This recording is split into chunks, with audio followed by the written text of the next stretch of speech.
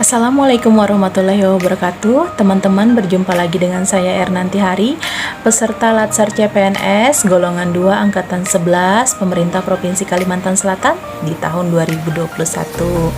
Baiklah, pada kesempatan ini saya akan mempresentasikan tentang penerapan sistem merit di Indonesia. Nah, sebelum kita tahu apa itu sistem merit, yuk kita cari tahu latar belakangnya. Kita tahu bahwa pemerintah daerah itu merupakan suatu unsur yang paling berpengaruh dalam perubahan suatu negara. Nah, untuk mewujudkan suatu negara yang bagus, diperlukan upaya dan terobosan untuk menciptakan penyelenggara negara yang bisa membawa terobosan. Bagaimana caranya? Yaitu dengan melakukan reformasi birokrasi di daerah. Reformasi birokrasi ini kita fokuskan pada yang pertama adalah akuntabilitas kerja, kemudian zona integritas pada perbaikan sistem, penguatan kelembagaan, dan peningkatan kualitas pelayanan publik. Nah, sekarang kita masuk kepada sistem merit. Apa itu sistem merit? Sistem merit adalah sistem manajemen sumber daya manusia yang berkaitan dengan proses seleksi dan promosi kerja. Regulasi dari sistem merit itu sendiri tertuang di dalam Undang-Undang Nomor 5 Tahun 2014 tentang Aparatur Sipil Negara dan Peraturan Pemerintah Nomor 11 Tahun 2017 tentang Manajemen PNS.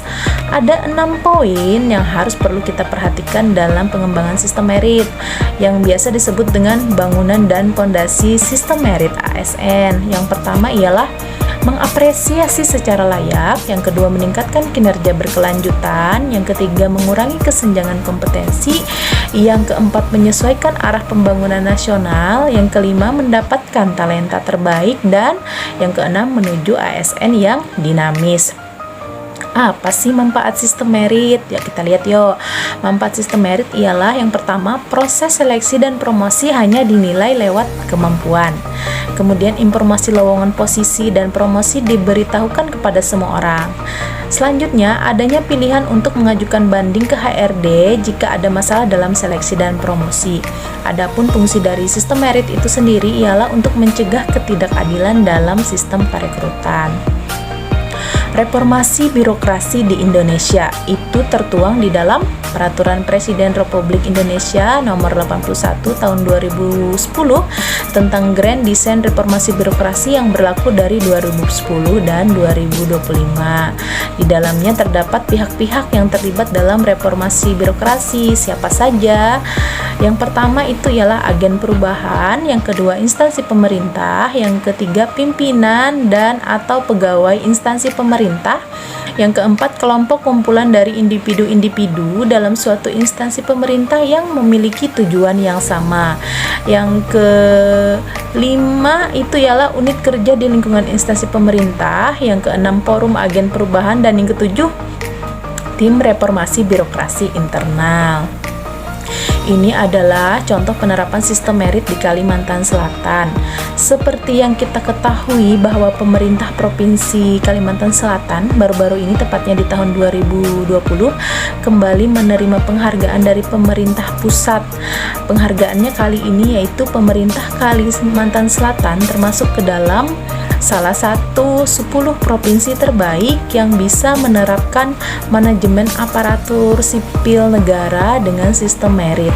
Penghargaan yang diterima pemerintah Provinsi Kalimantan Selatan ini tidak terlepas dan dari kuatnya komitmen Gubernur Kalimantan Selatan dalam pembinaan tata kelola ASN di Pemprov Kalimantan Selatan.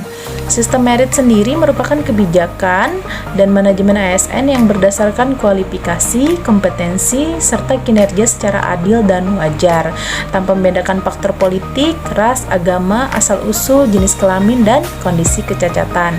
Adapun beberapa contoh implementasi dari penerapan itu sendiri ialah yang pertama, pengisian jabatan pimpinan tertinggi melalui lelang terbuka. Yang kedua, perekrutan tenaga kontrak BLUD melalui sistem CAT, diberlakukannya sistem sasaran kerja pegawai atau SKP online, dan e-absen yang dilaksanakan untuk meningkatkan profesionalisme ASN di lingkungan pemerintah Kalimantan Selatan.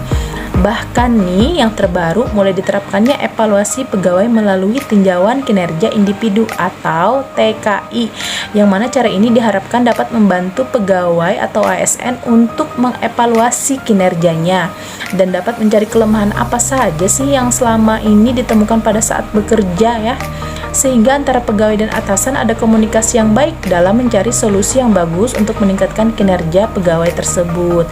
Sistem tinjauan kinerja individu ini dilaksanakan dalam 2 semester, di mana pada semester pertama pegawai disarankan untuk membuat rencana aksi peningkatan kinerja, kemudian rencana aksi pengembangan kompetensi teknis dan manajerial, yang kemudian hal tersebut akan dievaluasi di akhir semester. Nah, diharapkan melalui sistem ini pegawai ASN lebih terpantau nih kinerjanya dan dapat dicari solusi yang tepat untuk meningkatkan kinerja pegawai itu sendiri. Nah, bagaimana teman-teman? Sudah paham ya tentang penerapan sistem merit di Indonesia dan di pemerintah Provinsi Kalimantan Selatan? Oke teman-teman, sekian penjelasan dari saya tentang penerapan sistem merit. Kita berjumpa lagi di kesempatan selanjutnya. Assalamualaikum warahmatullahi wabarakatuh.